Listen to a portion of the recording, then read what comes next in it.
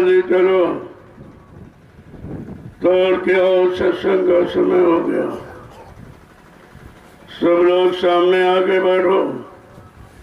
एक एक वचन वाणी को बड़ी सावधानी के साथ सुनो। जब सत्संग वचनों को सुनोगे तब तुम्हारी समझ में आएगा क्या अच्छा है क्या बुरा, क्या पाप है क्या पुण्य है, कौन अशुभ है कौन शुभ है। बिना सत्संग वचनों के आपकी समझ में कुछ नहीं आएगा। जो तुम्हारा मन स्वीकार करता है उसी को अच्छा मान लेते, जबकि अच्छा नहीं है। जब सत्संग वचनों सुनोगे तब अच्छाई बुराई का भेद मालूम होगा। क्योंकि तीन तीन युगों से जो हम आप शरीर इंद्रियों से करते आ रहे हैं और मन के अधीन होकर मन के अनुसार उसी को सत्य मान बैठा, यह सबसे बड़ा झूठ था। इसी से हम आप निकल नहीं पाए और अपने सत्य देश सचखंड अनामी धाम प्रभु धाम पहुंच नहीं पाए। यही काल माया के झूठे देश में फंसे पड़े हैं। बड़ा गहन राज है ये कर्मों का हिसाब और माया का प्रसार बहुत विचित्र है।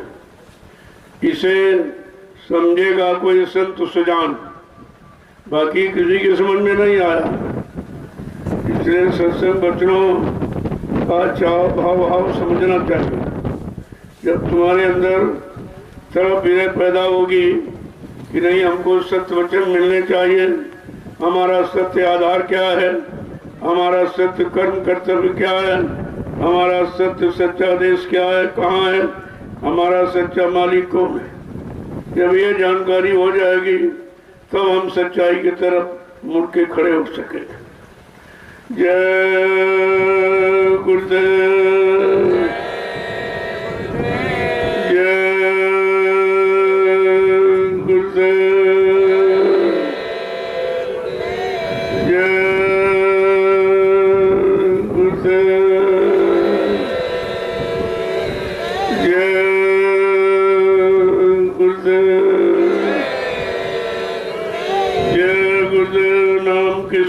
प्रभु का।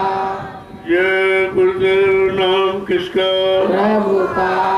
जय गुरुदेव नाम किसका, प्रभु का। प्रभु का प्यारा नाम। जय गुरुदेव। समृद्ध दाता दयालु पूज्य स्वामी जी महाराज, आज के इस प्रातःकालीन नैमिषारण्य की तपोभूमि पर लघु सत्संग में सम्मिलित होने वाले समस्त गुरु प्रेमी जनों, महापुरुषों ने कहा कि जब अच्छे और शुभ कर्मों का फल जब जागता है तब संत महापुरुषों का मिलन होता। उनकी वचन वाणी सुनने का अवसर मौका जीवन में मिलता है।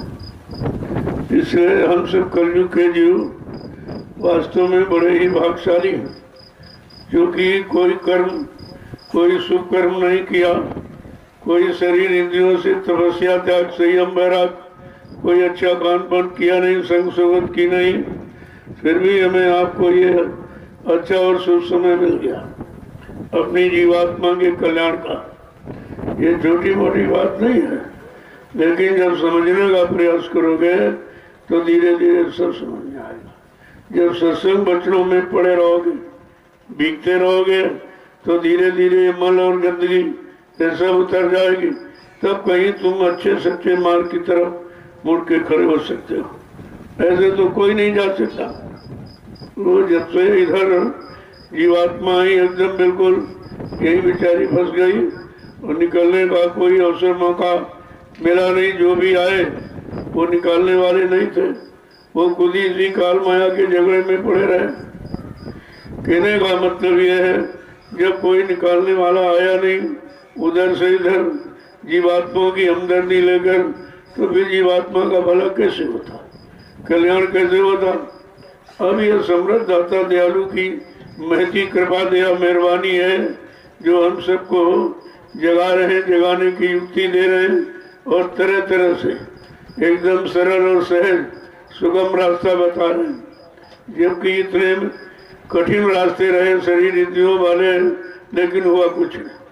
बड़े अच्छे अच्छे शुभ कर्म करने वाले आए, शरीर इंद्रियों से योग और जप और तप ये सब करने वाले, पूजा पाठ करने वाले आए, लेकिन जीवात्मा का काम नहीं हुआ, क्योंकि इनसे जीवात्मा का कोई संबंध नहीं है। ये तो शारीरिक इंद्रियों के कर्म है और आत्मिक कर्म अलग है। ये शरीर इंद्रियों के कर्म तो 3-3 युगों से हम पढ़ते चले आ रहे, सुनते चले आ रहे, लोगों ने सुनाना भी मतलब यानी प्रारंभ किया, लेकिन जगाना नहीं था, जगाने वाले नहीं आए, उधर ले जाने वाले नहीं आए, और जीवात्मा का सच्चा राज रहस्य भेद बताने वाले नहीं आए। तो हम सब लोग फंसे पड़े रहे। हमें क्या मालूम कि हम फंसे हैं कि निकले हैं, हम अच्छी जगह हैं कि बुरी जगह हैं, हम अच्छे कर्म कर रहे हैं कि नकली कर्म कर रहे हैं, कुछ नहीं मालूम था। अब तो ये धीरे धीरे कहे ऐसी दया करी गुरुदेव ने जो सच्चा भेद बता दिया, दे दिया, चलने का रास्ता खोल दिया पहुंचने का। लेकिन हम समझेंगे कैसे कि सच्चा है कि झूठा है। कहा जब सत्संग में पड़े रहो, सत्संग वचन जो कोई पावे मेरा ये सब कट जाए। जिस किसी को सत्संग रूपी सरका का जल मिल जाए तो ये कर्मों की सारी गंदगी अलग हो सकती है। बाकी कर्मों की गंदगी धोने का कोई मसाला जल यहाँ नहीं है, न गंगा न जमुना न तीरथ न मूरत, ये कुछ भी आपकी जीवात्मा के बारे में कोई काम नहीं करा सकते, न कर सकते।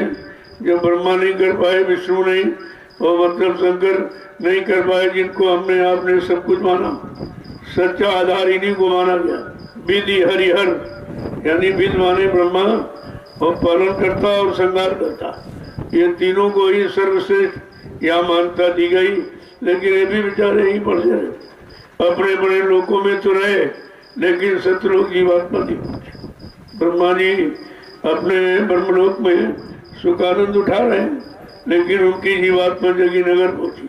भगवान विष्णु विष्णु का सुखानंद उठा रहे हैं, उनकी जीवात्मा जगी नगर पहुंची। भगवान शंकर शिवलोक का सुखानंद उठा रहे हैं, उनकी जीवात्मा जगी नगर पहुंची।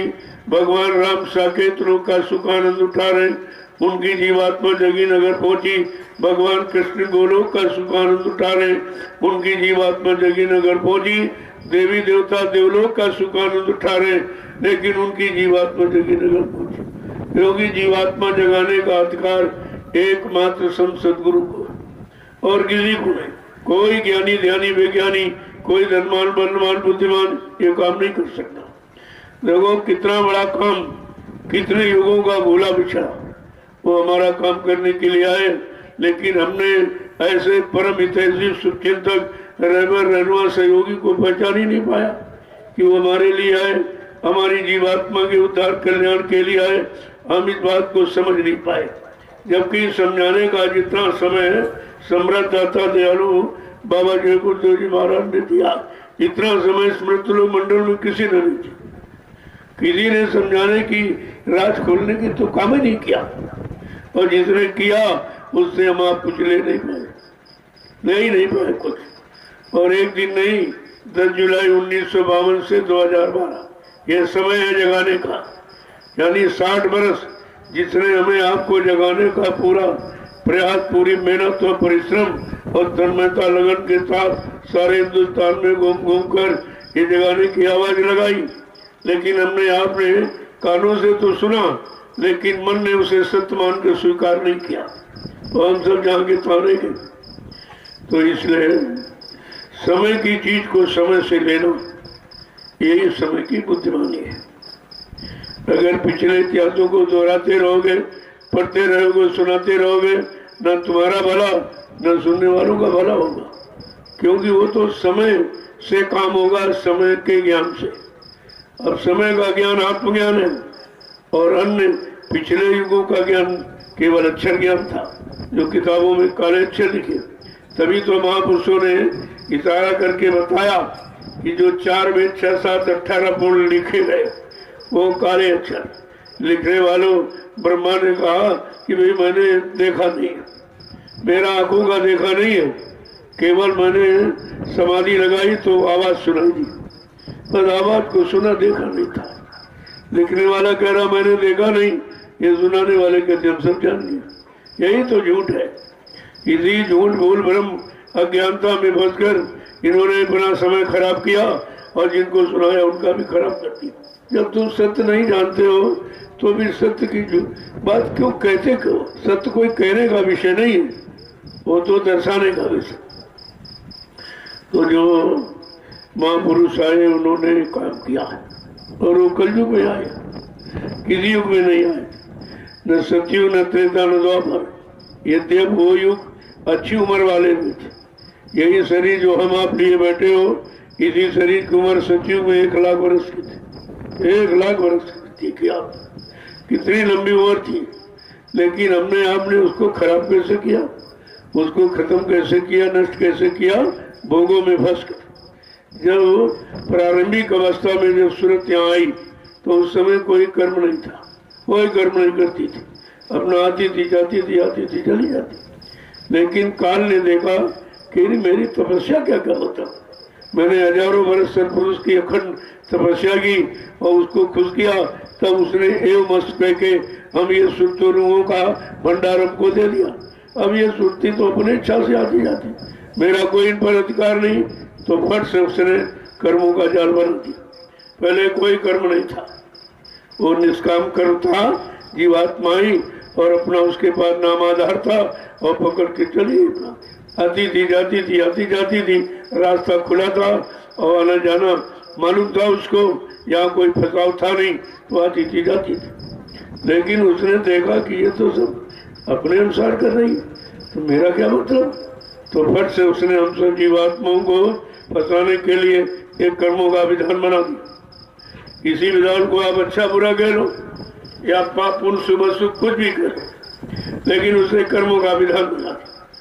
अब हमने अनुभव के लिए कि जरा करके देखे भाई इनमें क्या है, तो कभी अच्छा किया, कभी बुरा किया, कभी पाप किया, कभी पुण्य किया, कभी सुख किया, कभी असुख किया। उसी पाप पुण्य कर्मों की बेड़ी में हम आप करके खुद फंसे। आपको किसी ने फंसा नहीं है, उसने तो जाल बनाया। जैसे बहलिया जाल बनाता है और उसमें दाने डाल देता, और वो दाने के लालच में पक्षी बेचारा फंस जाता है। वो तो समझता कि मैं हमारा भोजन है, लेकिन ये नहीं पता कि भोजन ये बंद कहाँ है, कितने जाल में बंद है, आपको भोजन नहीं मिल पाएगा, फंस और जाओगे अलग से। इसीलिए भोगों का जाल तो बना दिया, मतलब यानी कर्मों का जाल बना दिया और भोगों का दाना डाल दिया। अब कर्मों के जाल को भी नहीं समझा, केवल भोगों को देखा और उसी पर एकदम झपट पड़ी। जब झपट पड़े गिर पड़े तो भोग भी हाथ नहीं लगे, यानी उनका कोई लाभ हाथ नहीं लगा। भोग तो आपने किया लेकिन उसका कोई लाभ नहीं लगा। वो भोग आपके नुकसान के लिए था, आपकी शारीरिक शक्ति को हैरास करना, खत्म करने के लिए था। लेकिन ये भी तुम नहीं जान पाए कि ये भोग हमारी शक्ति को हैरास करने के लिए बनाए गए हैं, या हमको मतलब यानी कोई सुख आनंद देने के लिए बनाए गए। अब ये गंदा क्षणिक रस लेते लेते ये हमारा आपका मन इतना गंदा हो गया। जब गंदा हो गया, गंदगी में एकदम लिपायमान, एकदम सराबोर हो गया। अब ये होश भी इसको नहीं रहा, इतनी गंदगी चढ़ गई कि सारा होश आवाज खत्म हो गया। मैं किधर से आया, किसके साथ आया, कौन मुझको साथ लेके आई, किसने मेरे लिए क्या वादा किया, क्या संकल्प प्रतिज्ञा की, कुछ नहीं मालूम। अब जैसे मनुष्य शरीर में आया मन, तो जीवात्मा तो आत्मा के घाट पर दोनों आंखों के मध्य भाग में बैठ गई, क्योंकि पाक साफ निर्मल स्थान वही है। वो तो नाका है, जिस नाके पर जीवात्मा सुरत बैठी हो बिल्कुल पाक साफ, लेकिन मन फट से नीचे उतर गया। भोगों के देखा लालच में वो नीचे उतर गया, और उतर करके इतना वो फंस गया कि कभी नहीं फंसा था। तो नया नया कोई आइटम मिलता है तो आदमी कहता है वो देखे जरा कैसा है क्या है, तो फंस जाता। ठीक इसी तरह वो फंस गया, भोगों के नित्य नए आइटम को देखकर फंस गया। अब इतना फंस गया कि सारी शक्ति खो बैठा। अब निकले तो कैसे निकले, निकलने की सामर्थ्य शक्ति रही नहीं। अब तो कोई सच्चा सहयोगी हमदर्दी मिल जाए जो इसको भोगों, पहली बात भोगों की बात बतावे, भोगों की सच्ची परिभाषा अर्थ बतावे, फिर उसको भोगों से निकाल कर इसको अलग थलग खड़ा करे और इसके सच्चे देश जो त्रिकुटी धाम है जहाँ का रहने वाला वहाँ की तरफ इसको मुखातिब करे, चलाए, और जब वहाँ पहुँचा देगा वहीं जीवात्मा इसका इंतजार कर रही। जैसे मिल गए दोनों, बस जीवात्मा फट से लेकर चली जाए, इसी का तो इंतजार कर रही। और उसको किसी का इंतजार नहीं, कोई रात पाट मिलने का, धन दौलत मान सम्मान अधिकार मिलने का कोई लालच उसको।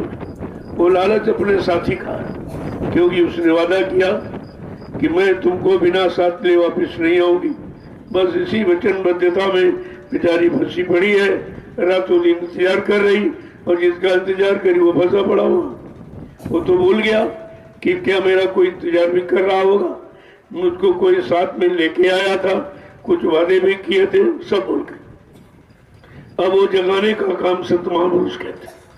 जीवात्मा को भी जगाएंगे और मन को भी जगाएंगे, और दोनों को, जीवात्मा तो जगी जगाई है, उसको जगाना क्या है, उसको मन को उधर ले जाके मिला देना जिसका वो वादा कर रही। जैसे मिल जाएगा बस वो फट से लेकर चली जाएगा उसको।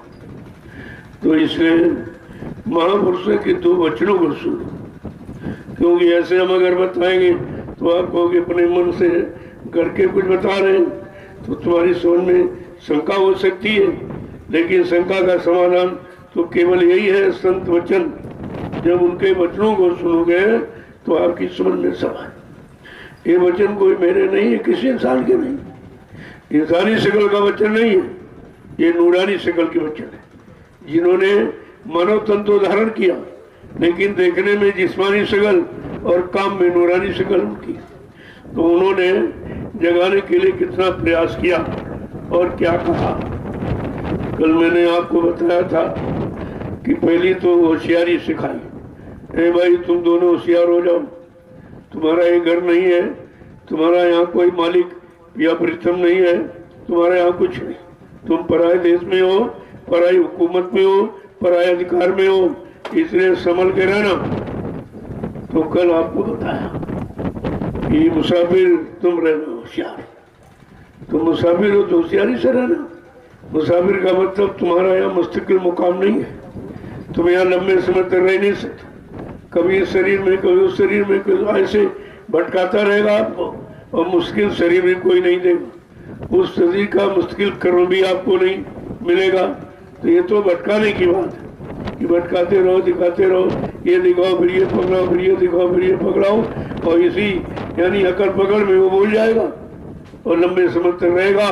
जितना लंबा समय यहाँ उसका निकले वही मेरा शासन होगा, वही मेरी हुकूमत, वही मेरा अधिकार होगा। तो महापुरुष पूछ रहे हैं, अरे भाई तुमने जिनकी जिनकी तलाश की वो सब अपने काम बनाने वाले निकले, तुम्हारा काम तो किसी ने बनाया नहीं।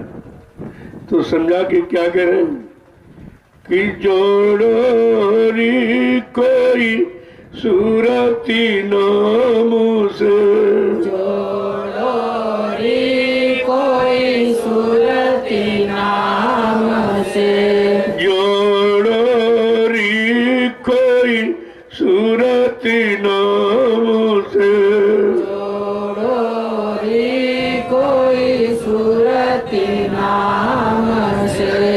हम जुड़े हैं भोगों में, और कहते हैं जीवात्मा तो जब नाम से जुड़ेगी तब उसका भला होगा। अब उसको कौन जोड़ेगा नाम से, या कैसे वो नाम से जुड़ पाएगी, दोनों बातें। जोड़ो री कोई सूरत नाम से, कौन अपनी सूरत को जीवात्मा रूह को नाम से जोड़ सकता है, या जीवात्मा सूरत रूह को नाम से जोड़ने वाले कौन, जिन्होंने नाम को जगाया हो, नाम को सिद्ध किया हो, उन्हीं को जोड़ने का अधिकार।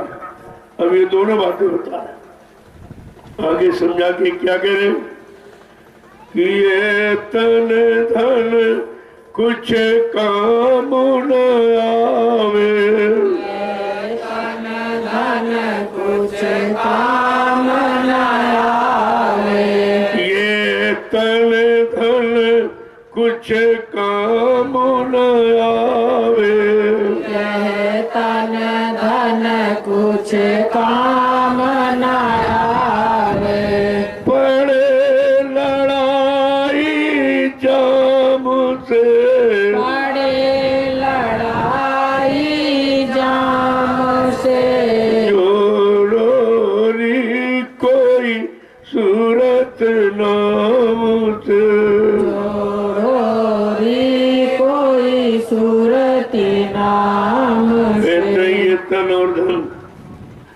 ये धन में फंसा और झूठा धन। अगर आत्मिक धन में फंसता तो तुम्हारे कुछ हाथ लग जाता, लेकिन ये नकली धन, इसी में तुमने तन माने शरीर को लगा दिया और कहा ये दोनों काम नहीं आएंगे, न शरीर साथ जाएगा न शरीर से कमाया धन साथ जाएगा। कहा ये दोनों झूठे हैं और अंत में यमराजा से तुम्हें लड़ाई लड़नी पड़ेगी। वो पूछेगा भाई कि तुम्हें क्या किया, क्योंकि वादा तो हमने आपने जीवात्मा से परमात्मा के भजन का किया था। अब प्रभु कृपा करो यही भांति सब तज भजन करब जुटा। वादा ये किया है प्रभु, वादा प्रभु से हरि नाम राम नाम कृष्ण नाम विष्णु ब्रह्मा विष्णु बाधा के नाम से नहीं है।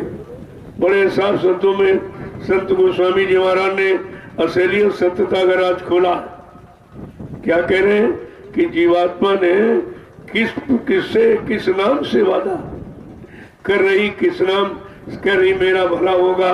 कहते अब प्रभु कृपा करो ये बात, हे प्रभु हे मालिक अब मेरे पर दया कृपा मेहरबानी कर दो और मुझको मतलब यानी इस नरक कुंड से बाहर कर दो। तो पूछ रहा भाई बाहर तो मैंने बहुत बार तुमको किया, जितनी बार तू गर्भ की स्थिति में आई, चाहे जिस शरीर में आई हो, मैंने तो सबसे तुमको बाहर किया, लेकिन यहाँ मुसीबत कष्टों में तो तू वादा करती, ये तो वादा करती, लेकिन मतलब यानी जब कष्ट मुसीबत रफा दफा हो जाते तब तुम भूल जाती, तब तुम भूल जाती हो, तो भूल जाती उसको। तो कह रही नहीं अब की बार नहीं बोलो, क्यों अब की बार हमें आपको मानव शरीर मिला, मानव अनमोल मंदिर मिला है, अब मैं भूलूंगी नहीं। देखो ये वादा है और ऐसा नहीं दिन रात भजन करूंगा, यानी एक पल घड़ी भी भजन के अलावा किसी काम में नहीं दूंगी, ये वादा किया। और जैसे उधर से इधर आई उससे भूल गई, फिर उसी का मैं फंस गई। इसी भूले बिछड़े वादे की संत महापुरुष से याद दिलाती कि तू तुमने क्या वादा किया और कहाँ फंस रही है, जरा वादे को तो ध्यान में रख, चल इस काम को कर। तो आगे कह रहे समझा के, अरे जो इस तन से और इस धन नकली, शरीर भी नाशवान धन भी नाशवान, इन दोनों में जो तू फंसी है, ये दोनों तेरे काम नहीं आएंगे, यहीं पर छूट जाएंगे और अंत में यमराजा से लड़ाई लड़नी पड़ेगी। वो तो आपसे पूछेगा, ये नहीं पूछेगा तुमने शादी ब्याह किया कि नहीं किया, बाल बच्चे हुए कि नहीं हुए, घर मकान दुकान बनाया कि नहीं बनाया, ये कुछ नहीं पूछेगा। वो तो पूछेगा तुमने जो वादा किया था हमसे, उस वादे को तुमने कुछ किया, तो कहेगी नहीं किया।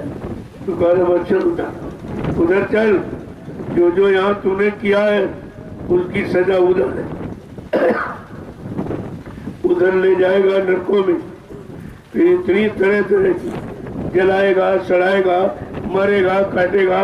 जो आपने शरीर से यहाँ किया वो सब उधर बदला चुकाना पड़े।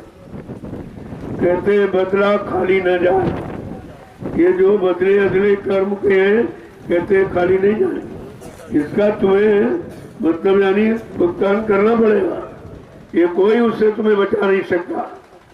तो समझा के क्या करें, ये शरीर और शरीर से कमाया धन ये तुम्हारे काम नहीं आएगा, ये तो सब यही का यही छीन लिया जाएगा और तुम जब उधर केवल फकत की बात पर जाएगा, उसको यमराजा निकाल कर जमदूते आएंगे और सीने पर लात रखे, इतनी पिटाई मार देते, वो तो उसी को दिखाई दे रही जिसकी मार हो रही, मार तो अंदर में हो रही और तुम बाहर में सब लोग कहते वो रो रहा है, आंसू बहा रहा, पता नहीं कुछ कह नहीं पा रहा, क्या कष्ट है क्या। तो वो जब आएगा हिसाब चुकाने, सबसे पहले तुम्हारी जबान बंद कर, बंद कर, कुछ नहीं कर सकता। जबान बंद कर लिया, आप कुछ कह नहीं सकते, बोल नहीं सकते हो, आंखों से देख सकते हो लेकिन आंसू बहा सकते हो, लेकिन फरियाद नहीं कर सकते, क्योंकि तुमने जो फरियाद का वादा किया था वो तो तुमने बुला दिया, अब उसी की सजा है। तो तरह तरह से मारते पीटते घसीटते आपसे लेना, अब वो जीवात्मा के साथ हो रही। तुम शरीर को लिए बैठे हो, शरीर को यहाँ मर गया तो कहते फूल चढ़ाओ इस पर और इस पर अगरबत्ती लगाओ और इसको यानी मतलब मेवा और घी और अरे ये सब जिंदे में खाने के सामान की मुर्दे का सामान, लेकिन जिंदे में तो दिया नहीं और मुर्दे में तो ऐसा देते सब नाटक धोखा और करके ले गए।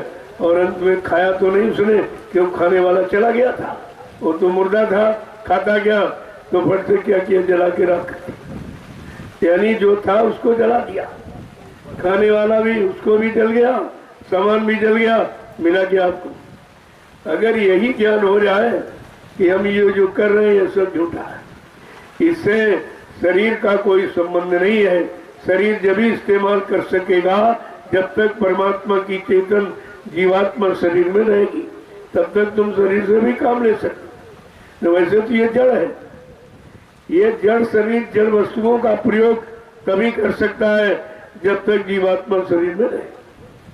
चेतन ही जड़ को चेतन, जड़े करे चेतन, जड़ शरीर को जो चेतन का रूप दे देती, बना देती, ऐसी जीवात्मा हमारे सबके मनुष्य मंदिर में थी, लेकिन हमने आपने उसके लिए कुछ नहीं, अभी तक होश नहीं है कि हमें क्या करना था, क्या लागे करन, ये मोही अचंबा भारी। कहते बड़ा आश्चर्य हो रहा, महापुरुष कहते कि तुम क्या करने आए थे, क्या वादा करके आए और ये तुम कर क्या रहे हो, फिर तुम नकली सामान इकट्ठा कर रहे हो जो तुम्हारे काम आने वाला नहीं। कहा संत महापुरुषों के इशारे पर अगर परमार्थ में लगा दो तो नकली भी असल में बदल सकता है, वो बदल देंगे, बाकी कोई बदल नहीं सकता। तुम कितने मकान बना डालो, कितनी दुकान जमीन खरीद डालो, कितने बाल बच्चे पैदा कर लो, लेकिन इससे तुम्हारा कोई काम होने वाला नहीं है। ये तो सामान काल माया का, और काल माया के देश में जब तक ये तन और मन रहेगा तब तक आप प्रयोग कर सकते हो, इसके बाद वो छीन लेगा। जाने का समय निश्चित, आने का निश्चित, रहने का निश्चित और जाने का, ये तीनों स्थितियां हैं, इनका समय बिल्कुल निश्चित निर्धारित है, एक पल घड़ी इधर उधर कोई कर नहीं सकता। हाँ, संत महापुरुषों को अधिकार है, अगर उनके कहने के अनुसार तुम चलने लगो तो तुम्हारे शरीर को अच्छे काम में लगाकर और दोबारा के लिए तुम्हारा झंझट खत्म करा दे। न तुमको जन्म लेना है, न मृत्यु के हवाले, न यहाँ का दुख मुसीबत, यहाँ बीमारी ये कोई तुमको नहीं लगेगी। लेकिन जब तक मृत्युलोक में आते जाते रहोगे, मृत्युलोक में आने की कर्म करते रहोगे, तब तक तो इसका भोग आपको भोगना पड़ेगा। देखो समझा के क्या कह रहे, कितने प्रेम प्यार मोहब्बत से, क्योंकि उनको अपनी जीवात्मा को जगाना है, और जीवात्मा इसी तन नगरी में बेचारी फंसी पड़ी है। अभी तंगनी से कैसे निकले ये उसी गांव का है। क्या कह रहे हैं कि अब तो समय मिला अति सुंदर, अब तो समय मिला अति सुंदर, अब तो समय मिला अति सुंदर, अब तो समय मिला अति सुंदर, शीतल हो बची घाम से, शीतल हो बचे काम से, जोड़ोरी कोई सूरत नाम से, जोड़ोरी कोई सूरत नाम। ये मानव शरीर का समय अति सुंदर है। सुंदर का मतलब इसमें तुम वो कर्म कर सकते हो जो यहाँ से चलने वाला दोबारा ना आए, हमेशा घर पर पहुंच जाए। वो कर्म केवल मानव तन में करने का अधिकार। किसी पशु पक्षी कीड़े मकोड़ों के शरीर में जाकर आप ये कर्म नहीं कर सकते, तो कहा वो कर्म करो जिससे कम से कम मानव शरीर तो मिल जाए। यहाँ मानव शरीर पाने वाले भी कर्म नहीं करते। और ये मार काट हिंसा ये मानव शरीर करने वाला, ये मुर्गा भी डंडा गंदगी खाना गंदे कर्म करना, क्या ये मानव शरीर पाने वाले कर्म है? ये तो उन दोजख नरकों की योनियों में जाने वाले कर्म जिनमें बार बार जन्मना मरना पड़ेगा। और ये मानव शरीर फिर आपको नहीं मिले। कहते कि बड़ा सुंदर अवसर, बड़े भाग्यवान स्तन पावा, सुर दुर्लभ सदग्रंथन गावा। सारे सच्चे ग्रंथ और सुर मुनि और सब यही कहते हैं उनके बड़े भाग्य हैं जिनको मृत्युलोक मंडल में मानव शरीर का सौभाग्य मिले। मानव शरीर के जानकार संत महात्मा फकीर मिल जाए और उनसे जीवात्मा को जगाने वाली युक्ति मिल जाए और वो उन पर विश्वास करके फिर उस युक्ति को काम में ले ले तो मुक्ति का कारण बन जाए। कह रहे शीतल हो बस गाम से, गाम माने तपन, दो जैसे जितनी ये तपन है यहाँ उससे तू शीतल ठंडा हो जा। काम क्रोध लोभ मोह अहंकार जैसी अग्नि की तपन से तू ठंडा हो जा। आगे क्या समझा के कह रहे कि सुमिरन कर सेवा सतगुरु की, सुमिरन कर सेवा सतगुरु की, सुमिरन कर सेवा सतगुरु की, सुमिरन कर सेवा सतगुरु की। मन को हटाओ काम से, मन को हटाओ काम से, जोड़ो री कोई सूरत नाम से, जोड़ो री कोई सूरत नाम। का सुंदर समय तो मिल गया मानव शरीर का, लेकिन सुंदर फल कब मिलेगा? का सुमरन कर सेवा सदगुरु की, जिनके पास नाम का धन नाम का खजाना है, का उन सदगुरु की सेवा यानी उनके हुक्म आदेश का पालन करो, उनके वचनों को मानो और विश्वास करके उस पर चलने लगो तो का ये सब सुख तुझे मिल जाएगा। लेकिन वो सदगुरु के बिना नहीं। तुमने कभी पत्थर की सेवा की, कभी कागज कैलेंडर की, कभी पानी की, कभी मतलब यानी जल की ममता में फंस कर और तूने चेतनता को भूल गया। तो यहाँ सेवा की, इसलिए सुमिरन कर सेवा सदगुरु की, सेवा करो तो सदगुरु की, याद करो तो सदगुरु के वचनों को तो भला हो सकता। आगे क्या कह रहे हैं? और मन को हटाओ काम से, ये काम का वशीभूत हो गया, काम ने सारी शक्ति इसकी खत्म कर दी। अब ये बेचारा अपाई जैसा हो गया, कमजोर निर्बल।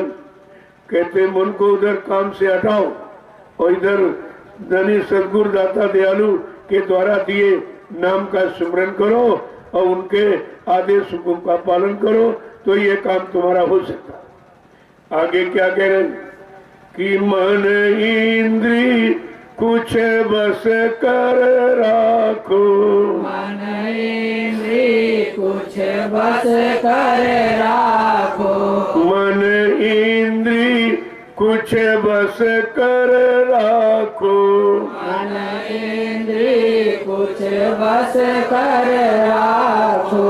पियो घूट गुरु जाम से, घूट गुरु जाम से, जोड़ो री कोई सूरत नाम से, जोड़ो री कोई सूरत नाम। देखो एक एक चीज कैसे समझाते खोलकर, क्योंकि ये समझौती कभी यहाँ रही नहीं, कोई उधर से इधर यहाँ आया नहीं। जीवात्मा को जगाने वाला, परमात्मा से मिलाने वाला, सच्चे घर धाम पहुंचाने वाला कोई नहीं। इसलिए समझा के कह रहे हैं कि मन इंद्री कुछ बस में रखो। इंद्री घाटों पर जो गंदा क्षणिग्रस्त मन ले रहा, इसको उधर से हटाकर कुछ अपने बस में करो। अभी तक तुम मन के बस में रहे हो, उसने खूब लूटा और खूब पीटा, और तुमको उधर जाने के लिए कभी सलाह देता ही नहीं था। कहा मन इंद्री कुछ बस करा तो थोड़ा थोड़ा कंट्रोल नियंत्रण करो। मन को भोगो, इंद्री घाटों पर क्षणिक गंदा रस लेने के लिए मत जाने दो। जो गंदा रस लिया उसी के कारण गंदगी इस पर इतनी चढ़ गई कि अब बेचारा ये सत्यता की तरफ चल ही नहीं पा रहा। अब चारों तरफ गंदगी गंदगी। तो कह रहे कि मन इंद्री कुछ बस कर रखो, पियो घूंट गुरु जाम से। जो गुरु नाम का जाम पिला रहे अमृत है उसको पियो एक एक घूंट को, तो तुम अपने अमर देश पहुंच जाओगे। फिर वहां से तुम्हारा कभी आना नहीं होगा।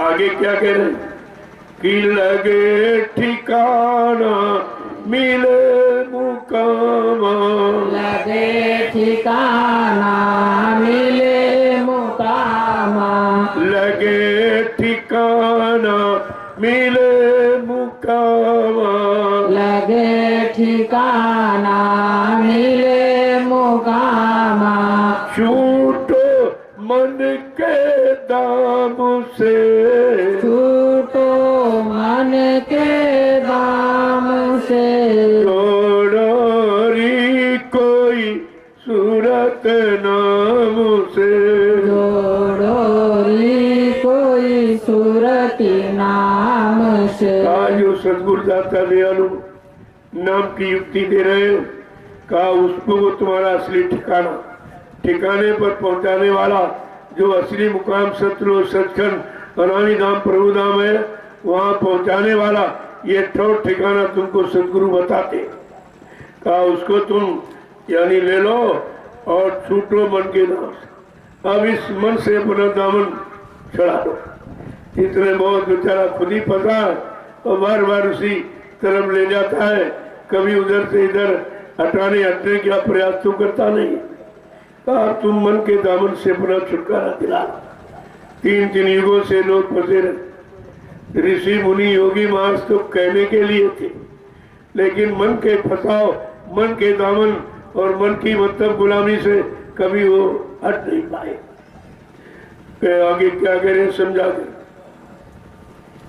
कि भजन करो छोड़ो सब आलस, भजन करो छोड़ो सब आलस, भजन करो छोड़ो सब आलस, भजन करो छोड़ो सब आलस, के निकल चलो कल के गाँव से, निकल चलो कल के ग्राम से, निकल चलो कल के ग्राम से, निकल चलो कल के ग्राम से, जोड़ो री कोई सूरत नाम से, जोड़ो री कोई सूरती नाम से। इसलिए तुम अपने घर चलने की तैयारी कोई भजन कर, ये सुमरन ध्यान भजन, ये घर जाने की तैयारी। कहा तुम अपने सच्चे घर मुकाम मंडल लोग पहुंचने चलने की तैयारी करो, और मतलब यानी निकल चलो कल के गांव से। इस काल के घर से, काल के गांव से, मुकाम से निकल कर अपने घर की तरफ। जहाँ हो ये तुम्हारा घर नहीं, ये काल भगवान का है और तुम्हारी जीवात्मा दयाल भगवान की। अपने दयाल भगवान के पास चलो, फिर तुमको इस काल के घर में कभी आना नहीं पड़ेगा। कहा निकल चलो। ऐसी भी आवाज यहाँ किसी ने नहीं लगाई कि निकल चलो निकल चलो। यहाँ तो आवाज लगाई फसलो फसलो, राज लो, पाट लो, धन लो, दौलत लो, औरत लो, पत्नी लो, बच्चे लो, यही सब मतलब यहाँ आवाज लगाते रहे, लेकिन ये आवाज किसी ने नहीं लगाई, चलो कलयुग के गांव से निकल चलो। आगे क्या कह रहे समझा। देखो एक एक वचन किस तरीके से समझा के कह रहे। अगर हम आप उन वचनों को मान लेते तो अब तक काम की शुरुआत हो जाती। कि दम दम करो विनती गुरु से, दम दम करो विनती गुरु से, दम दम करो बीनती गुरु से, दम दम करो विनती गुरु से, वही निकालेंगे चाबू से, वही निकालेंगे चाम से। जोड़ो री कोई सूरत नाम से, जोड़ो री कोई सूरत इसलिए पल पल विनती करो। विनती तो आप करते हो, लेकिन कभी पत्थर से, कभी कागज कैलेंडर से, कभी पानी के, और कोई सुनने वाला वहां नहीं तो जड़ है। जड़ तुम्हारी विनय प्रार्थना थोड़ी सुनेगा। हमको ये भी नहीं मालूम किसे सुनाना चाहिए। जिनके कान नहीं, आंख नहीं, कुछ नहीं, हम उनको अपनी विनती प्रार्थना सुनाते, और उससे कुछ हुआ नहीं। कितने युग इसी झगड़े में निकल गए, इसी अज्ञानता में, भूल भ्रम में कितने युग निकल गए। अरे भाई, कहा जहां बेदर्द हाकिम वहां फरियाद क्या करना। तुम अपनी फरियाद उनको सुना रहे हो, पत्थर को, कागज को, कैलेंडर को, पानी को, जहां कोई सुनने वाला नहीं। इसलिए सुनने वाला जो चेतन है, चेतन देश से आया, चेतन नाम लेके आया और चेतन देश पहुंचाने के लिए आया और आवाज लगाई। वो कह रहे हैं हर पल घड़ी उनसे विनती करो जो चेतन देश से आए हैं, चेतन जीवात्मा को ले जाकर घर पहुंचाने के लिए। दम दम करो विनती गुरु से, वही निकालेंगे तन के चाव से। ये चमड़े का शरीर, इस चमड़े के शरीर से जीवात्मा को वही निकालेंगे, बाकी किसी को निकालना नहीं मालूम। बाकी निकालना नहीं मालूम। कर्मानुसार मन के साथ वो बेचारी लगी रही, हर शरीरों में जाती रही, लेकिन शरीर जब मिला तो चमड़े का मिला, कोई सोने चांदी का नहीं मिला। और चमड़े के शरीर पर कितना गरूर करते। इसी को रात दिन सजाने में, खिलाने पिलाने में सारा समय आप खराब कर रहे हो, लेकिन असली वस्तु जो चमड़े के कवर के अंदर जीवात्मा बैठी, उसको सजाने की बात कभी सोचते हो? उसकी सजावट है सत्य, ये शब्द उसका कहना है। कहा उसके लिए तो आपने कभी कुछ प्रयास किया, क्योंकि जो उसके जानकार आए उनसे आपने संपर्क नहीं किया, और मिले तो आपने उनकी बात नहीं मानी, तो जब धोखा ही हो गया। कह रहे वही निकालेंगे तन के चाम से। इस तन रूपी चमड़े के कबर में जो जीवात्मा बैठी है, उस जीवात्मा को वही निकालेंगे। बाकी यहाँ निकालना न किसी को मालूम, न किसी ने अपने आप को निकाल पाया। आगे क्या कह रहे, और उपाय न ऐसा कोई, और उपाय न ऐसा कोई, और उपाय न ऐसा कोई, और उपाय न ऐसा कोई, रटन करो सुबह शाम से, रटन करो सुबह शाम से, जोड़ो री कोई सूरत नाम से। जोड़ो री कोई सूरत आज इतना उपाय लोगों ने बताया, आपने शरीर इंद्रियों से जो जो उपाय किए वो जीवात्मा को निकलने के नहीं थे।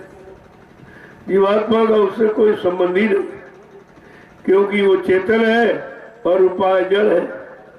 जड़ शरीर को तुम मैंने सजाने, खिलाने, पिलाने के कितने उपाय करते रहे। खेती करो, दुकान करो, दफ्तर करो, बिजली, व्यापार, मजदूरी किया, नहीं पूरा पड़ा तो झूठ बोले, छलकपट, चोरी किया, सब कुछ आपने इस जड़ शरीर के लिए सब कुछ। लेकिन चेतन जीवात्मा के लिए कहते कुछ नहीं। चेतन का ज्ञान नहीं था तो सब के सब बेचारे इसी जड़ शरीर के उपाय में लगे रहे। पूजा किया, पाठ किया, तीर्थ किया, व्रत किया, हवन, जप, तप, गंगा स्नान, ये है जड़ उपाय। क्योंकि शरीर इंद्रियों से करते हो, जब शरीर इंद्रियों से करोगे तो शरीर इंद्रियों को लाभ मिलेगा, और जीवात्मा से करोगे तो जीवात्मा को लाभ मिलेगा। वो तो सीधा रास्ता, जिससे करोगे उसी को लाभ मिलेगा। जो शरीर इंद्रियों से आपने किया, ये आप भी लोग कर रहे हैं बेचारे, उन्हें कुछ पता ही नहीं है यही पूजा पाठ तीर्थ दान हवन जब तक गंगा स्नान जब करो तो उससे क्या मिलेगा? काम मिलेगा उससे भी, लेकिन क्या मिलेगा?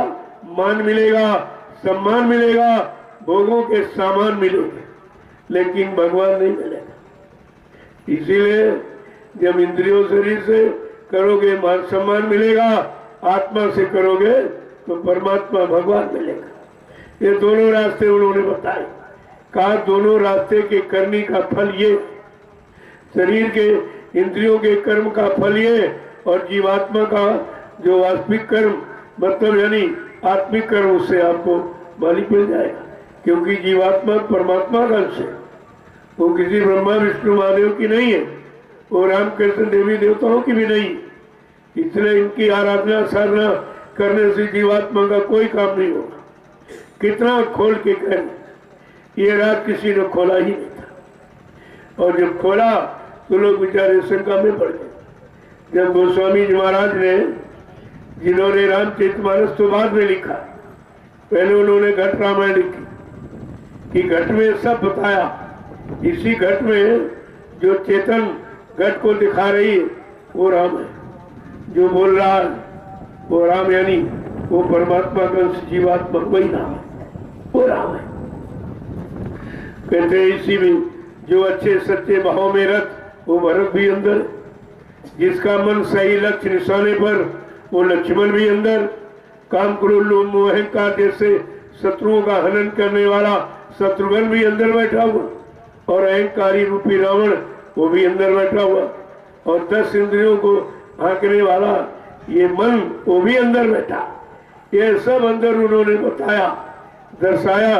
जब काशी में गए कि तो ब्राह्मण पंडित विद्वान सन्यासियों को जब ये घट का राज बताने लगे तो उन्होंने बड़ा विरोध किया। ये अंतर्मुखी बात कह रहे, उसमें बहिर्मुखी बैठे बेचारे। उन्हें शरीर के बारे में मालूम कि गंगा बहन को 2-2 चमड़े को और इसी पर लेप चंदन का, और ये कर दो वो कर दो।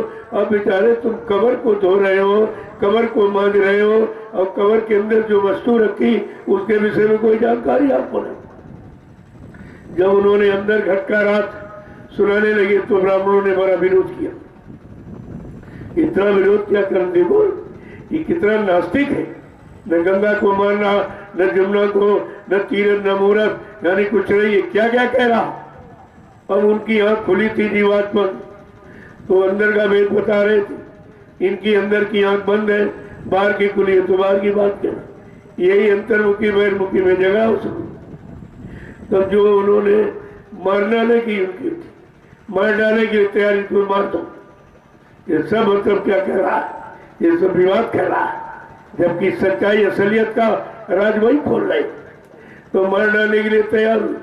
तो संत महापुरुषों को जब तंग करोगे, परेशान करोगे, तो श्राप तो देते नहीं, तो वो क्या करेंगे, वो व्यवस्था बदल देते ऐसे से ऐसे।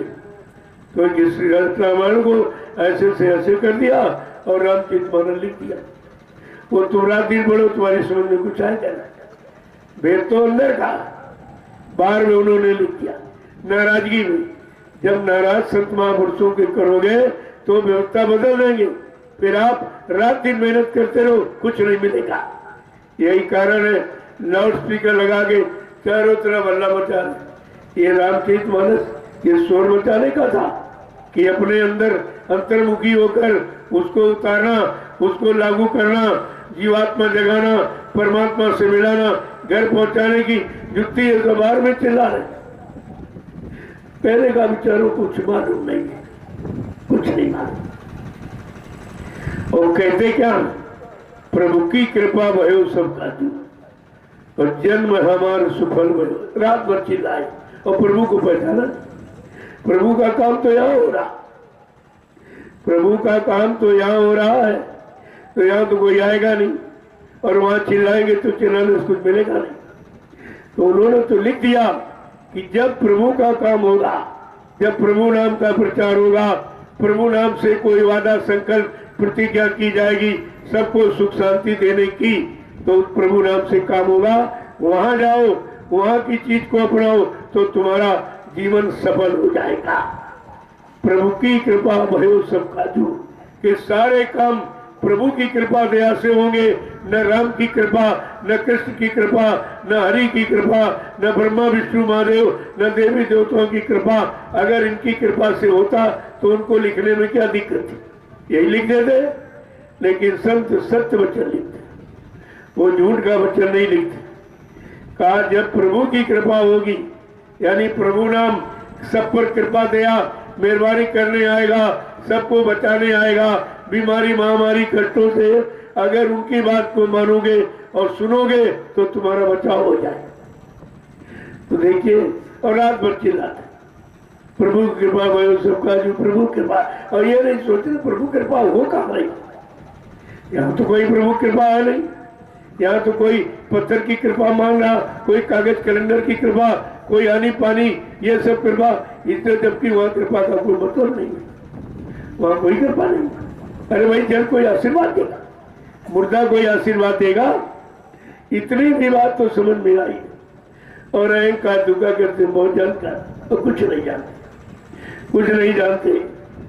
और रात भर चिल्लाए और संपुट का अर्थ नहीं समझ पाए कि प्रभु कोई कृपा कहाँ हो रही, क्या चिल्लाने से होगी, बताने से, गाने बजाने से होगी, कि जहाँ पर कृपा हो रही वहाँ जाने से, वहाँ का अपमाने से, अपनाने से, और अपना कर करने से, और कर कर चलने से, और चलकर पहुंचने से कृपा होगी।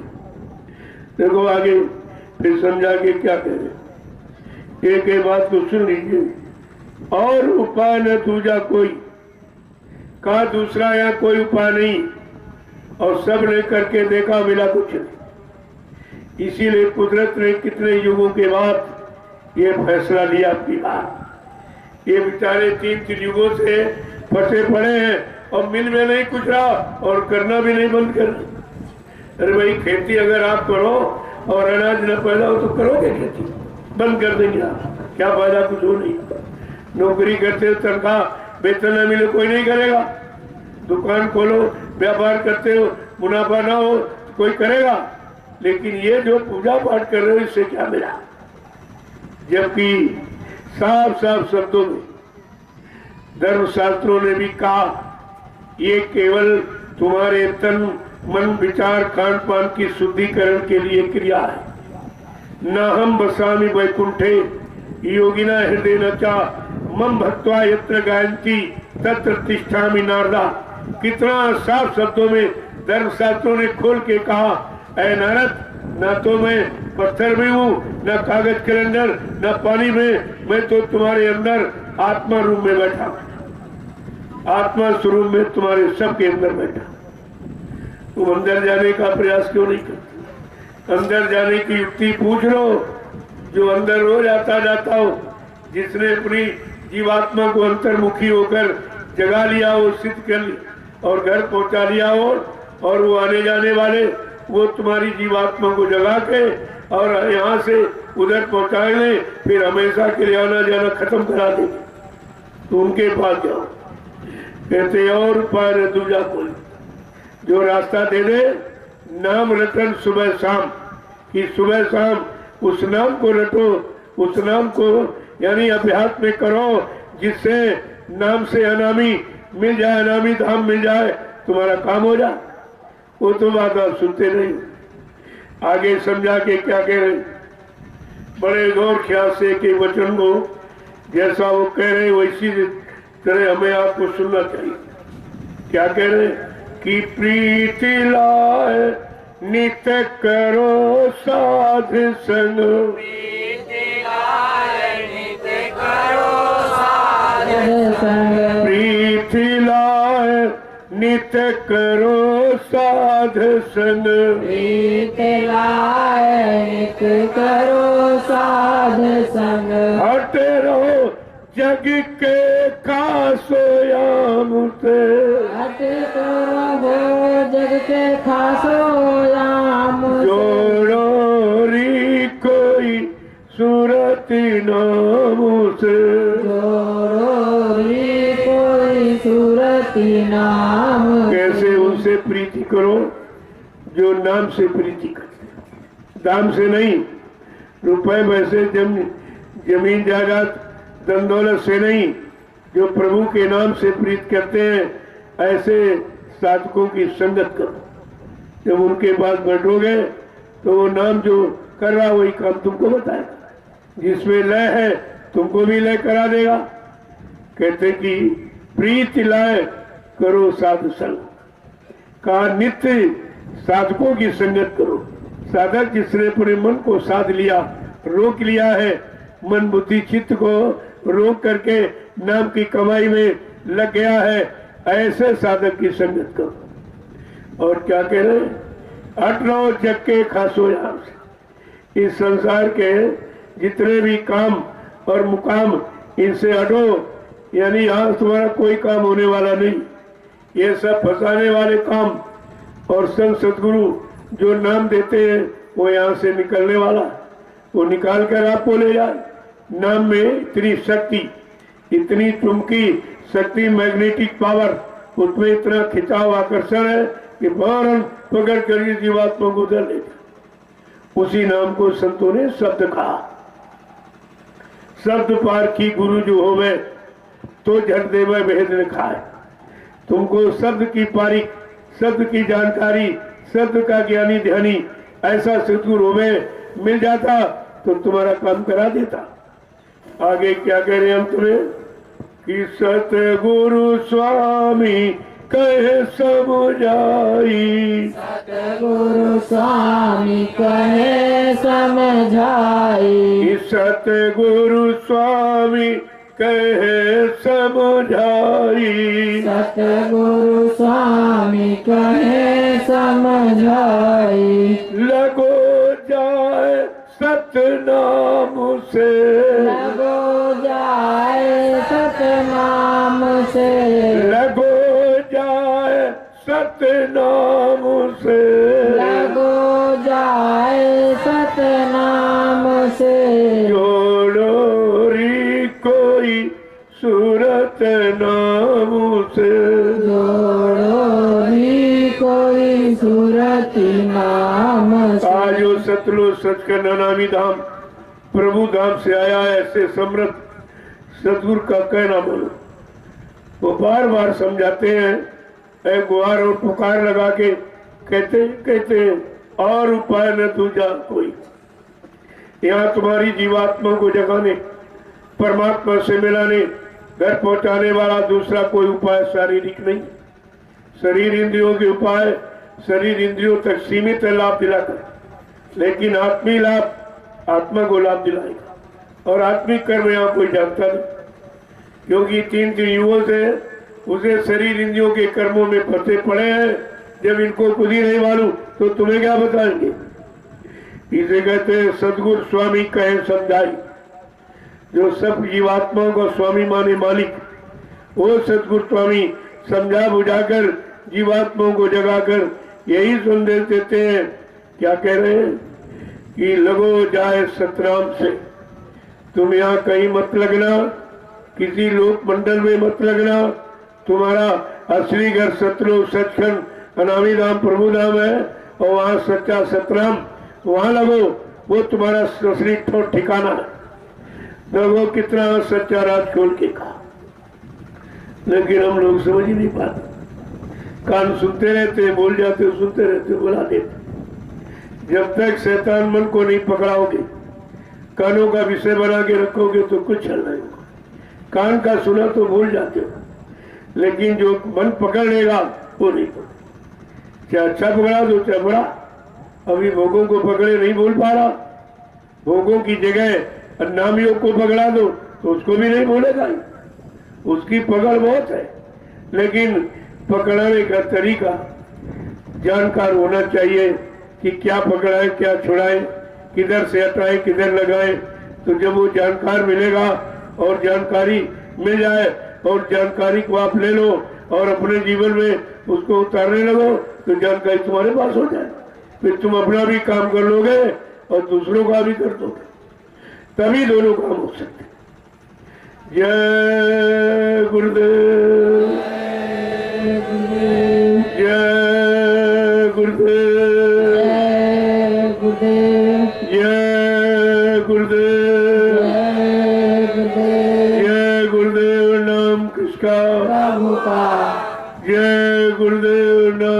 किसका? प्रभु का। जय गुरुदेव नाम किसका? प्रभु का। प्रभु का प्यारा नाम। जय गुरुदेव। जरा खड़े हो जाइए आप लोग,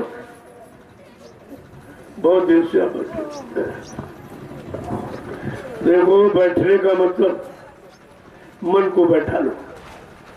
शरीर तो गिर जाएगा जब थक जाएगा, चाहे वो बैठा लो न बैठा लो तभी गिर जाएगा, वो थक जाएगा। लेकिन जब बैठो तो संकल्प लेके कि नहीं ये शरीर नहीं बैठेगा, हम मन को भी बैठा लेंगे और शरीर को नहीं सुनाएंगे, मन को सुनाएंगे। शरीर को नहीं समझाएंगे, मन को समझाएंगे। अगर ये काम समझ में आ जाए तो देर नहीं, बस उतनी देर है जब तक आप समझ नहीं। समझ लोगे काम जल्दी हो जाएगा। वैसे जो काम करने आए तुम ना समझो तभी काम करेंगे, वो तो काम करने आए, लेकिन अगर तुम तैयार हो जाओ तो जल्दी काम आपका हो, नहीं तो देर लगेगी।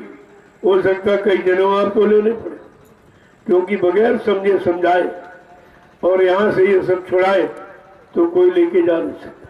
हाँ, सम्राट मालिक को अधिकार है, वो असीम है, वो अपने जीव को सदैव ले जा सकते, किसी बीच के मंडल पर ठहरा करके उसके जो बाकी कर्म रह गए उनका भुगतान करा देंगे, काल को भनक नहीं पड़ेगी। ऐसी गुप्त सुरंगें हैं, लेकिन असीम होते हुए भी सीमा में रहते, शक्तिमान होते हुए भी अपनी शक्ति का परिचय नहीं देते। ये काम नाटक चाटक वो नहीं करते। सबसे बड़ा चमत्कार उनका जीवात्मा जगह परमात्मा से मिले, अपने घर पहुंचे, इससे बड़ा कोई चमत्कार नहीं। बाकी चमत्कार तो क्षणिक है, दिखा दिया और ले लिया आपसे कुछ, फिर दिखा दिया फिर कुछ ले लिया, ये तो यहाँ का। लेकिन असली चमत्कार है जीवात्मा जगह परमात्मा से मिले, अपने घर पहुंचे, इससे बड़ा कोई चमत्कार नहीं। संत महापुरुष यही चमत्कार करने आते और इसी चमत्कार को फिर सारी दुनिया नमस्कार करती है। तो बात तो सोचने की है। जय गुरुदेव, जय गुरुदेव, जय गुरुदेव नाम किसका? प्रभु का। जय गुरुदेव नाम किसका? प्रभु का। प्रभु का प्यारा नाम। जय गुरुदेव। जोर से बोले, सब मिल बोले, बोलना होगा, अभी से बोले, दुख दर्द हरेंगे, सब कष्ट मिटेंगे, सुख शांति भी देंगे, सबके दाता, सबके मालिक, प्रेम से बोलो, ये नाम नहीं इंसान का, प्रभु का। ये काम नहीं इंसान का। देखो नाम अपना पूरा परिचय देना और काम की जानकारी भी देना कि जिन जिन युगों में जो नाम आए, जो वो नाम जो काम नहीं कर पाए, वो काम जय गुरुदेव प्रभु नाम कलयुग का जगाया, कलयुग के जीवों का काम करेगा। आज सारी दुनिया बीमारी से परेशान और कोई उपचार लोगों के पास, और हरि नाम सीताराम राधे श्याम सब खत्म हो गए। रात दिन चिल्लाते रहे, परेशानी आ गई। जब तुम्हें बोलना चाहिए था तब तो तुम बोले नहीं, तब तो किसी ने उनको पहचाना नहीं, उनके माँ बाप ने नहीं पहचाना, 14 बरस जंगल में ढकेल दिया, बेचारे मारे मारे घूमते रहे। तब कोई सीताराम की जय बोला था? और उधर वो कृष्ण नामा लेकर के आए और उनको बेचारों को पैदा होने की जगह नहीं किसी ने दी, बेचारे जेल में पैदा हुए, वहां भी रहने नहीं दिया गया।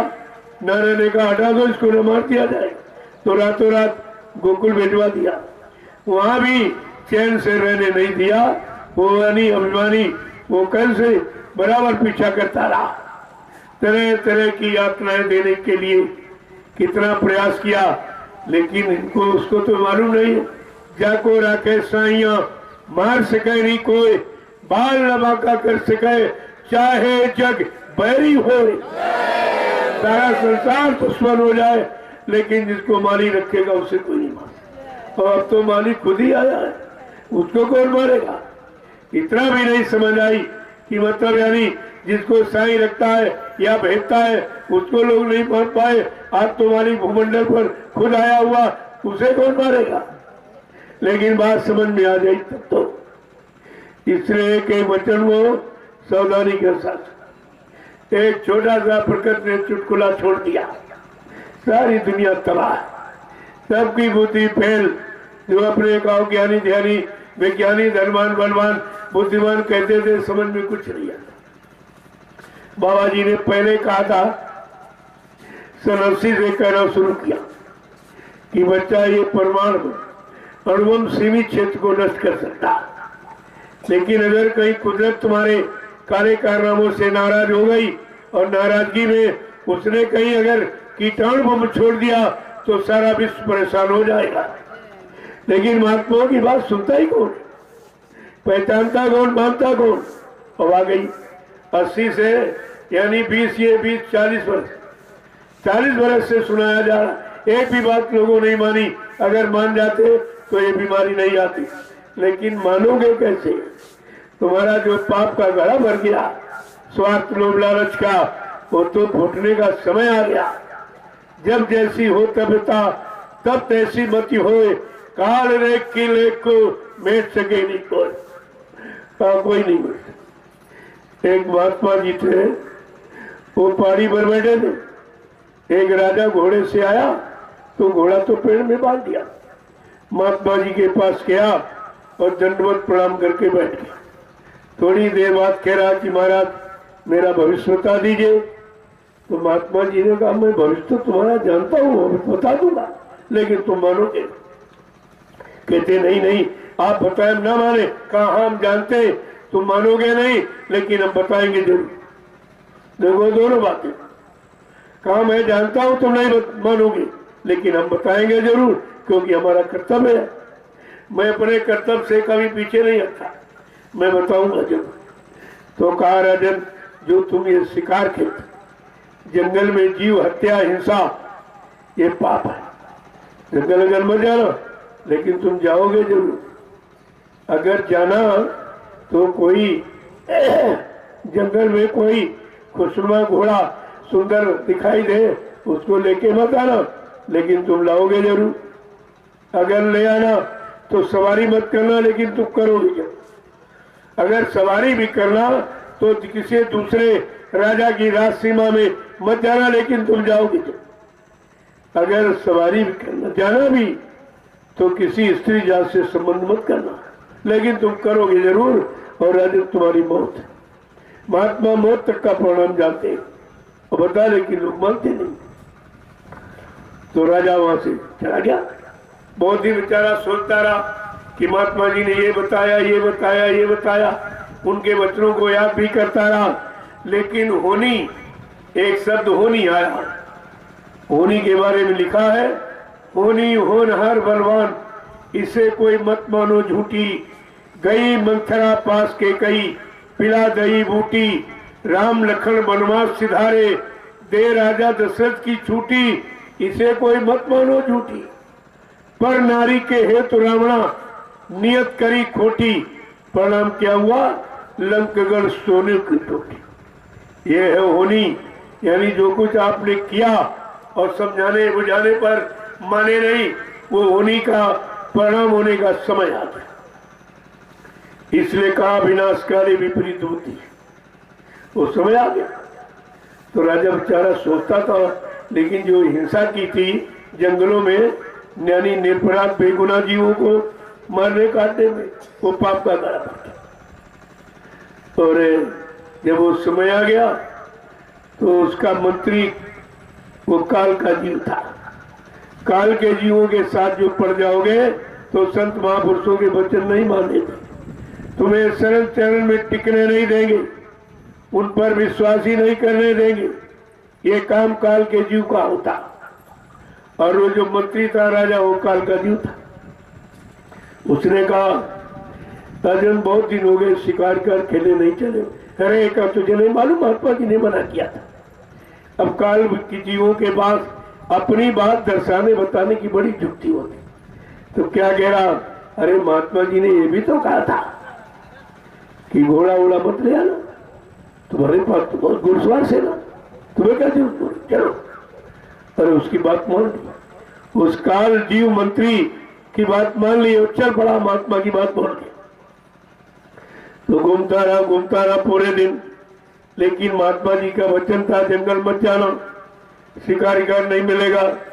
लेकिन वो ढूंढता, खोदते खोदते इतनी दूर निकल गया कि वापिस आने में रात हो।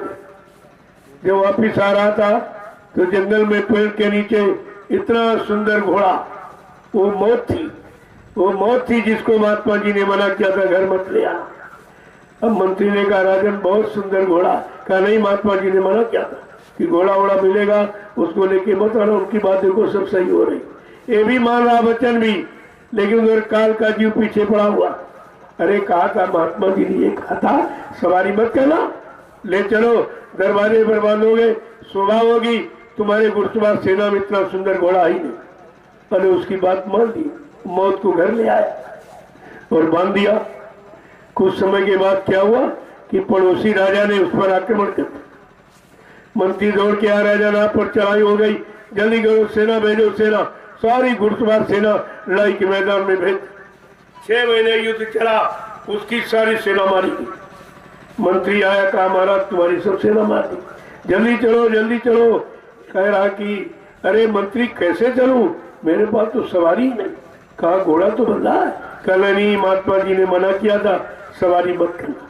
देखो वचन भी याद कर रहा, मान भी रहा है, लेकिन काल का जीव पीछे पड़ा है। मंत्री कहता महात्मा जी ने ये भी तो कहा था दूसरे राजा की राज सीमा में मत जाना, दुश्मन तुम्हारी राज सीमा में प्रवेश कर गया, चलो इसको मार दो, खदेड़ दो, भगा दो।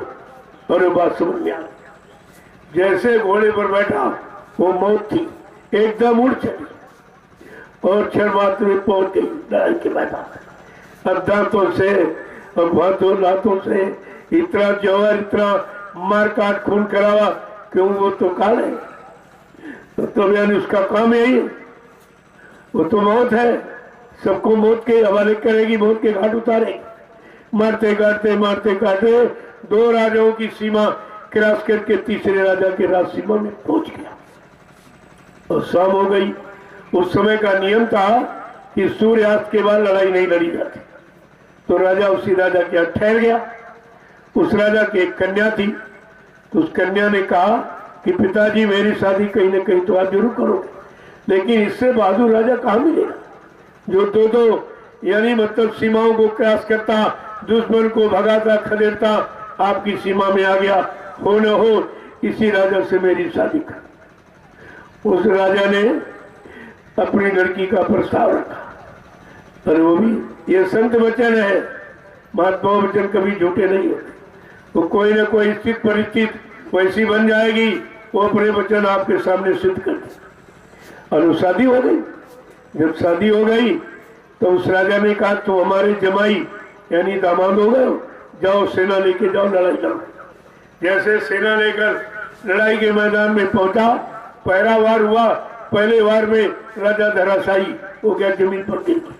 महात्मा जी सामने खड़े पूछ रहे, कहो राजन माने, सब बताया था, अब एक असली जो आखिरी मेरा वचन रह गया वो भी पूरा होने जा रहा, तुम अब चंद मिनट में मौत के गोद में जाने वाले हो। कहने का मतलब ये है संत महापुरुष तुम्हारे कर्मों का सारा हिसाब जानते हैं, परिणाम भी जानते हैं, वो तो मौत तक को बता देंगे, लेकिन जीव मानेगा कहाँ? वो तो अपनी बड़ी तानता, वो मानता नहीं है। जय गुरुदेव, जय गुरुदेव, जय गुरुदेव, जय गुरुदेव। नाम किसका? जय गुरुदेव। नाम किसका? प्रभु का प्यारा नाम। अब लोग आप अपनी बड़ी सेवा में चलो। देखो ये काम पोल लगाने का जल्दी करो, ताकि आपकी फसल पर कोई जानवर हमला न कर सके। ये फसल आपने मेहनत से तैयार की, इसको बचाने का काम जल्दी करो। और ये फसल भंडारे का भोजन है, ये भंडारे की सामग्री है जो आपके भी काम आएगी। आप यहाँ से चले जाओगे जितने लोग आते जाते रहेंगे सबके काम है, ये आपका परमार्थ बन जाएगा। अपने काम आए वो तो स्वार्थ, और वही दूसरे के काम आ जाए तो परमार्थ। ये दोनों काम एक साथ तुम्हारे चले, तुम्हारा भी काम हो रहा और ऐसी जगह तुम्हारा धन और श्रम परिश्रम और समय लगाया जा रहा कि जिससे आगे आने वाले भविष्य में लाखों लोग लाभ उठाएंगे, ये तुम्हारे खाते में आए। इसी को कहते हैं परमार्थ। जय गुरुदेव। देखो जो जिस सेवा में खाली हो तो किसी सेवा में लग जाओ।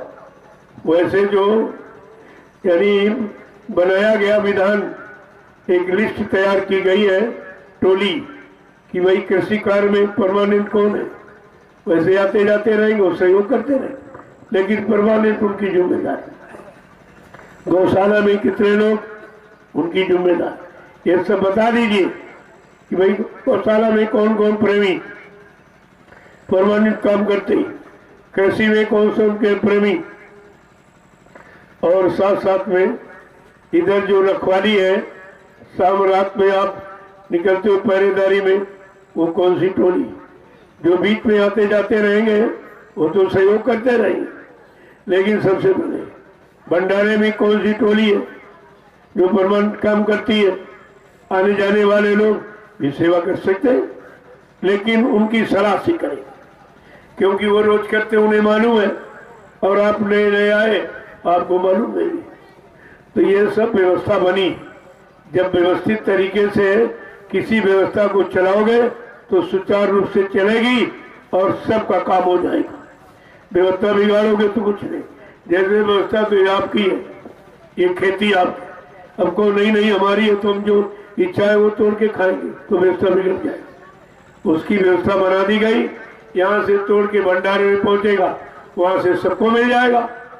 ऐसा नहीं है, ये तुम्हारी है, तुम्हारे लिए, लेकिन तौर तरीके से, अपनी मनमानी से नहीं, वो तो व्यवस्था बिगड़ जाएगी। इसी तरह गौशाला आपका है। ये दो ही सेवाएं मुख्य संत मत में। ऐसी कृपा करो गुरुदेवा, गौ संत की होवे सेवा। दो की सेवाएं दोनों निस्वार्थ सेवा। गौ भी आपसे कोई स्वार्थ नहीं रखती, दूध देती है लेकिन स्वार्थ नहीं रखती कि हम मतलब हमारा कोई स्वार्थ देते हैं कि हम दूध हम दे रही तो हमको ये पैसे दें, हमारी कीमत अदा करें, कुछ नहीं करे। ये है परमार्थी। ये परमार्थी सेवा दोनों। तो गाय की सेवा तो सर्वोत्तम सेवा, क्योंकि स्त्री तन इसी के बाद मिलता है, गाय के बाद स्त्री तन मिलता है, ये नियम है। हो सकता कहीं तुम्हारे घर में बेटी बन के आ जाए, कहीं बहू बन के आ जाए, कहीं माँ बन के आ जाए, और तुमने इसको भोजन नहीं दिया, पानी नहीं दिया, देख रेख नहीं की, तो फिर ये बदला लेगी। वही चिड़चिड़ा स्वभाव वाली तुम्हारे यहाँ पैदा हो जाएगी। तो कहते बहू हमारा काम सुनती नहीं है, हमारा काम नहीं करती, बहुत लड़ती झगड़ती, बहुत परेशान करती।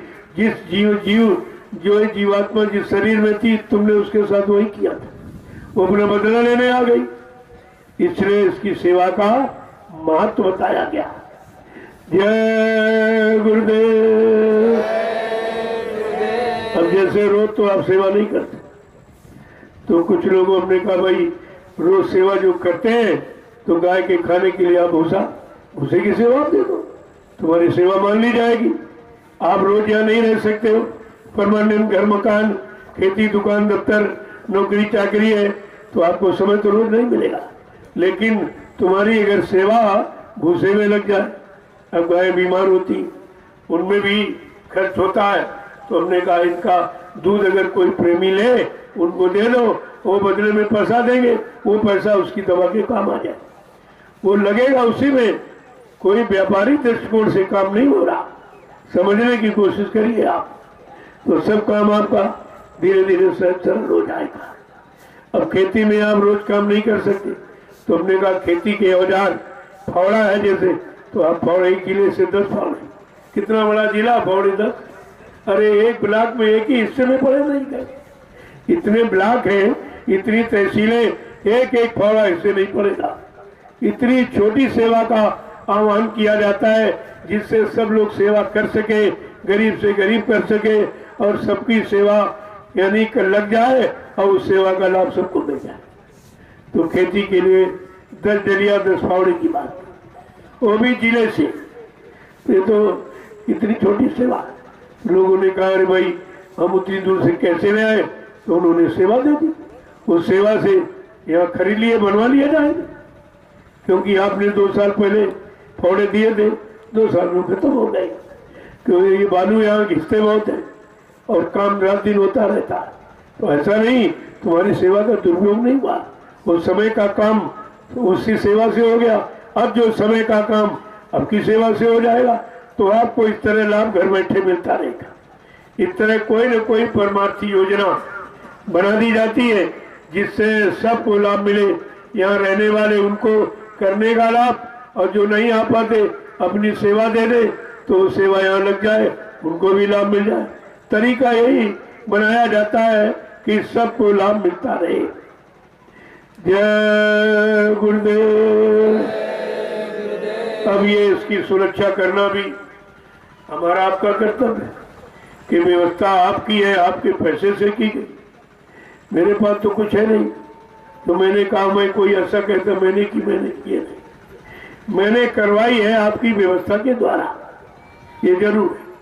बाकी है सब आप, जब आपका है आपके काम के लिए, तो आपके काम में मैं भी लगाऊं, क्योंकि मैं 1 रोटी दोपहर शाम लेता हूँ, आपकी खाता हूँ। रोटी भी आपकी दी हुई, ये कपड़े भी आपके दिए हुए पहनता हूँ, ये गाड़ी भी आपने दे दी कि जल्दी प्रचार हो जाए, जल्दी जानकारी सबको खबर हो जाए, ये भी आपकी। तो जब सब आपका है तो आपके काम में लगा हूँ कि जितनी जल्दी ये काम हो जाए। ऐसे सहयोग करते रहोगे तो बहुत जल्दी हो जाएगा, कि वो अकेला कुछ नहीं कर सकता। हाँ, समृद्ध कर तो सकता, लेकिन जीवों को लाभ कैसे देगा? तो सबको लाभ देने के लिए ये व्यवस्था बनाई जाती है कि सबको लाभ मिल जाए और सबकी सेवा परमार्थ में लग जाए, ताकि ये परमार्थी लाभ के भागीदार सब लोग बन जाए। अब आप लोग सेवा में चलो। देखो, जो नए लोग आए उनको आप मौका दीजिए, उनको बताइए कि ऐसे करना, ऐसे करना, ऐसे करना। बगाना गाना नहीं, किसी उनको क्या मालूम, उनसे कुछ काम बिगड़ भी सकता, लेकिन तुम्हारी बुद्धिमानी ये है कि उनको लगाओ, सिखाओ। ये नहीं उनको डांट फटकार दिया थी, कौन सी बुद्धिमानी, तो उनसे ज्यादा खराब निकले। तो बात तो इसलिए है, समझा बुझाकर उनको लगा लीजिए, उनको भी सेवा मिल जाए, और तुम लगाओगे, तुम्हारी भी सेवा लगाने की, सिखाने की, समझाने की, लगाने की। कितनी सरल सेवा, कोई खर्चा नहीं आपको। अगर परमार्थी लाभ लेना है तो परमार्थी सेवा में आपको लगना पड़ेगा। और कोई देख लो, कल तो 8 तारीख है, परसों से कुटी का काम शुरू हो गया।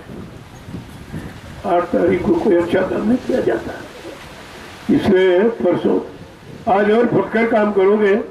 इनको हटाना वटाना, इधर उधर लगाना है, क्योंकि कुदरत अपना काम कर रही। देख लो ये क्यों कर रही है, क्योंकि तुमने माना नहीं, किसी की बात तुमने नहीं मानी, तुमने अपनी मनमानी की है। अब कुदरत मनमानी करे, अब क्यों रो रहे हो, क्यों चिल्ला रहे हो?